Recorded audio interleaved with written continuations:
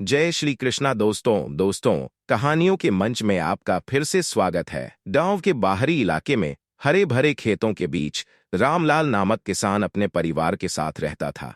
वह एक मेहनती और ईमानदार इंसान था जिसने अपनी मेहनत से अपनी जिंदगी को सहेज रखा था। रामलाल के पास दो बैल थे, हीरा और मोती। ये बैल उसके परिवार का हिस्सा थे और उनके बिना रामलाल का जीवन अधूरा था। हीरा और मोती बचपन से ही एक साथ बड़े हुए थे। रामलाल ने उन्हें तब खरीदा था जब वे बछड़े थे। दोनों बैलों की मित्रता ऐसी थी कि कभी उन्हें अलग देखना संभव नहीं था। वे साथ खाते, साथ काम करते और साथ आराम करते। दोनों का स्वभाव अलग था, लेकिन उनका तालमेल अनोखा था।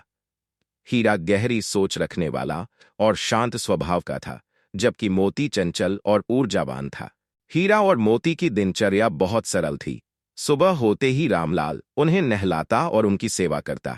इसके बाद वे खेतों में काम करने जाते। दिन भर हल खींचने के बाद शाम को रामलाल उन्हें ताजा घास और पानी देता। कभी कभी रामलाल की पत्नी उनके गले में फूलों की माला डालती और बच्चों के साथ खेलती। गांव के बच्चे हीरा और मोती को बहुत पसंद करते थे। वे अक्सर उनके पास आते, उन्हें रोटियां खिलाते और उनके साथ मस्ती करते। बैल भी बच्चों की मासूमियत को समझते थे और उन्हें प्यार से देखते। रामलाल का जीवन सरल और खुशहाल था, लेकिन एक साल मौसम ने साथ नहीं दिया। लगातार बारिश के कारण फसल खराब हो गई। रामलाल को बहुत नुकसान हुआ। परिवार के लिए गुजारा करना मुश्किल हो गया। कई दिनों तक रामलाल ने सोचा कि वह क्या करे। उसने अपने मित्रों और रिश्तेदारों से मदद मांगी, लेकिन कोई भी उसकी मदद करने की स्थिति में नहीं था। धीरे धीरे उसके पास पैसे खत्म हो गए और उसे कर्ज लेना पड़ा। एक दिन गांव के साहूकार ने रामलाल से कहा, अगर तुम कर्ज नहीं चुका सकते तो मुझे तुम्हारे बैल चाहिए। यह सुनकर रामलाल का दिल बैठ गया। हीरा और मोती उसकी जिंदगी थे, लेकिन मजबूरी में उसने दोनों बैलों को साहूकार के पास गिरवी रखने का निर्णय लिया।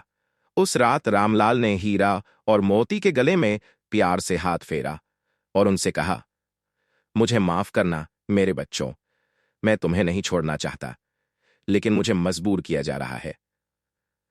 बैल उसकी आंखों को पढ़ सकते थे। हीरा और मोती को गांव के बाहर एक अमीर व्यापारी के पास ले जाया गया।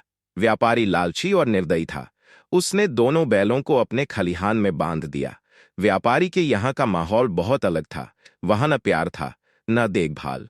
उन्हें सूखी घास खाने को दी गई और कठोर काम करने पर मजबूर किया गया। व्यापारी का नौकर भी बेरहम था। वह अक्सर बैलों को बिना कारण मारता और गालियां देता। बैलों की भावनाएं हीरा और मोती एक दूसरे से अपनी पीड़ा साझा करते। मोती ने कहा, क्या हमारा पूरा जीवन इसी तरह बीतेगा? हीरा ने उत्तर दिया, हमें धैर्य रखना होगा। एक दिन हम अपने मालिक के पास वापस लौटेंगे। व्यापारी के पास हीरा और मोती के दिन बेहद कठिन थे। हर सुबह उन्हें भारी गाड़ियों को खींचने के लिए लगाया जाता। व्यापारी के खेतों से अनाज और लकड़ी ढोने का काम किया जाता। उनकी पीठ पर न केवल गाड़ियों का बोझ था, बल्कि नौकरों की क्रूरता भी सहनी पड़ती थी। सूखी घास और सड़ा हुआ पानी उनकी खुराक थी। मोती ने एक दिन कहा, भाई हीरा, यह अन्याय है। हम जितना भी मेहनत करें, इन्हें हमारी कोई कद्र नहीं। हीरा ने जवाब दिया, धैर्य रखो, हमारी मुसीबतें हमेशा नहीं रहेंगी। जब तक हमारा मालिक हमें लेने नहीं आता, हमें अपनी ताकत और साहस बनाए रखना होगा। एक दिन व्यापारी ने उन पर जरूरत से ज्यादा बोझ लाद दिया। मोती, जो स्वभाव से थोड़ा चंचल और विद्रोही था, अचानक रुक गया। उसने गाड़ी खींचने से इनकार कर दिया। व्यापारी का नौकर गुस्से में लाल पीला हो गया और उसे मारने के लिए डंडा उठाया, लेकिन हीरा ने मोती के सामने खड़े होकर डंडे की मार खुद झेल ली। मोती ने कहा, तुमने मुझे क्यों बचाया? भाई, हीरा ने उत्तर दिया, हम साथी हैं, हमें एक दूसरे का ख्याल रखना होगा।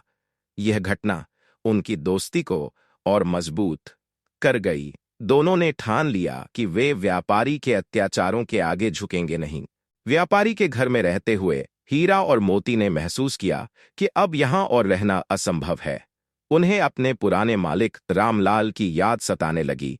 उन्होंने फैसला किया कि वे किसी भी हालत में यहां से भागेंगे और अपने गांव लौटेंगे।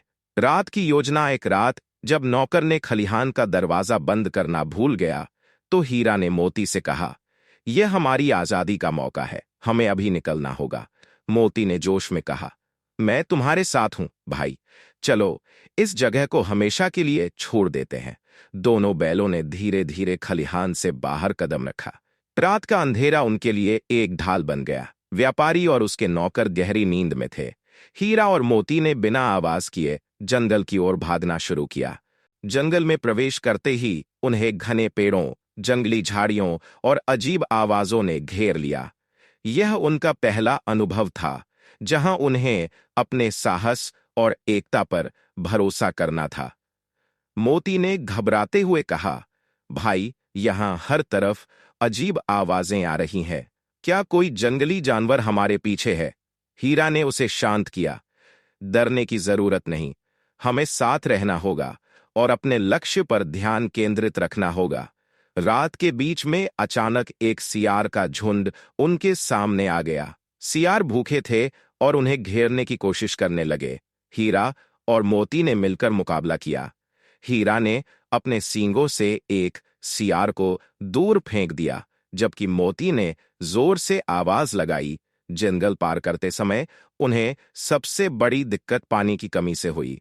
दोनों बैल भूख और प्यास से कमजोर पड़ने लगे। कुछ देर बाद मोती को एक छोटी सी जलधारा, उन्होंने वहां रुककर अपनी प्यास बुझाई और अपनी थकावट को दूर किया। जंगल से निकलने के बाद उन्होंने एक गांव में प्रवेश किया। वहां के लोगों ने उन्हें पकड़ने की कोशिश की। एक किसान ने कहा, ये बैल तो बहुत मजबूत लगते हैं, इन्हें पकड़कर अपने खेतों में काम करवाऊंगा। लेकिन हीरा और मोती ने समझदारी और ताकत का परिचय दिया। उन्होंने तेजी से भागकर खुद को बचा लिया। हीरा ने मोती से कहा, हम अपने घर के करीब हैं, मुझे रामलाल की आवाज सुनाई दे रही है। मोती ने उत्साह से कहा, जल्द ही हम अपने मालिक के पास होंगे। बस कुछ कदम और कई दिनों की यात्रा के बाद हीरा और मोती रामलाल उन्हें देखकर भावुक हो गया। उसने तुरंत उन्हें गले लगाया और कहा, तुम दोनों मेरे लिए परिवार हो, मैंने तुम्हें वापस पाने की उम्मीद कभी नहीं छोड़ी। रामलाल ने साहूकार से कहा, मैं तुम्हारा कर्ज चुकाऊंगा, लेकिन मेरे बैलों को तंग मत करो। उसने अपनी बची खुची जमीन बेचकर व्यापारी का कर्ज चुकाया और हीरा और मोती को हमेशा के लिए वापस ले लिया। हीरा और मोती ने अपने पुराने घर में फिर से खुशी और शांति का अनुभव किया। रामलाल ने वादा किया कि वह उन्हें कभी किसी और के हवाले नहीं करेगा।